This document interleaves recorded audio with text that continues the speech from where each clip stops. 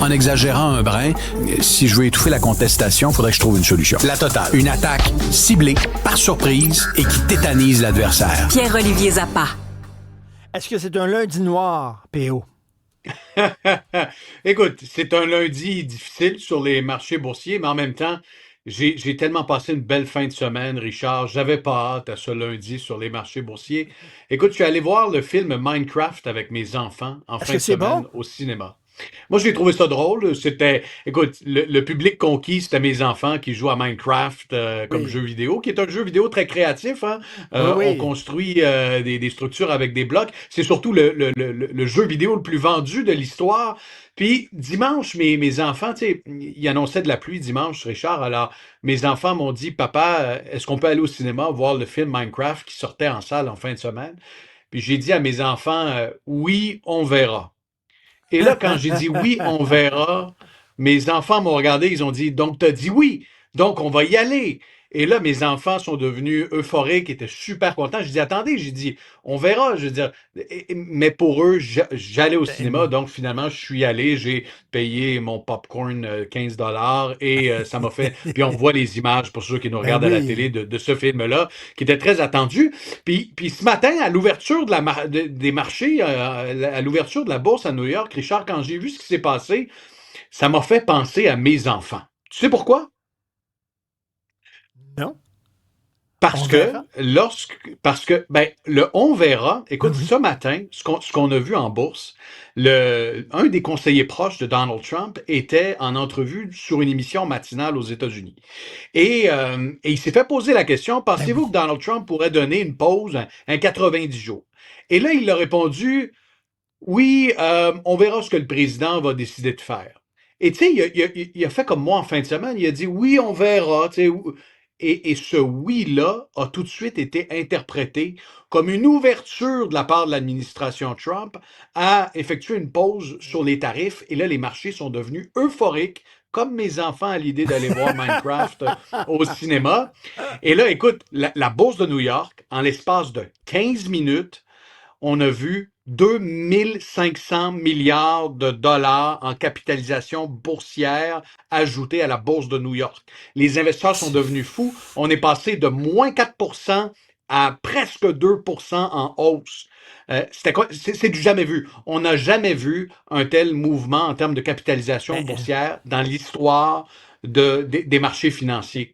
Et tout ça parce que écoute, ça prend pas un bac pour comprendre la psychologie des marchés en ce moment. C'est un peu comme un enfant qui a envie de faire une activité. Dès que tu lui donnes un indice que ça va marcher, ben, ben oui. les investisseurs deviennent euphoriques. Et l'indice que veulent obtenir les investisseurs, c'est que les fameux tarifs qui menacent de plonger l'économie mondiale dans un ralentissement économique marqué, ben, soit il y aura des exemptions, soit il y aura un report, une pause ou place à la négociation. Rapidement, la Maison-Blanche est intervenue ce matin en disant non, non, non, il n'y en a pas de pause, il n'y en a pas de report.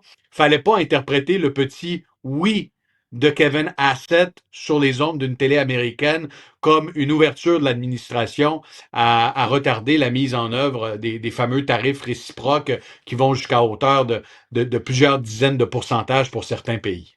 Ben écoute, c'est comme. C'est comme tu sais, les appareils qui enregistrent les tremblements de terre, là, c'est vraiment hyper, hyper sensible. Dès que soudainement le marché s'emballe un petit peu, poum, ça part en fou. Écoute, tout le monde n'attend qu'une chose, c'est que l'administration Trump recule. Écoute, au cours des dernières heures, on a vu moult réactions et là, il commence à y avoir de la pression. Ah Il y a oui. des milliardaires, des gens qui ont été proches de Donald Trump, qui en ce moment se désolidarisent complètement des annonces de la Maison-Blanche. Je prends pour exemple le grand patron de BlackRock, qui est un gros, gros fonds d'investissement qui a dit au cours des dernières heures, Larry Fink, que les États-Unis étaient probablement déjà en récession. Tu sais, une récession, c'est un terme technique pour dire qu'il y a eu plus de 6 mois de croissance négative. Larry Fink lui dit on est en train de la vivre en ce moment. Il y a un gros ralentissement économique. C'est pas n'importe qui, c'est quelqu'un qui dirige un des plus gros fonds d'investissement. Mais pendant ce temps-là, tu as des gens dans l'administration Trump qui disent Je comprends pas pourquoi on parle de récession, il n'y en aura pas. C'est comme si cette administration-là, en ce moment, était dans un déni total et faisait fi de ce que tout le monde sur la planète financière pense des fameux tarifs. Mais là, il commence à y avoir de la bisbille.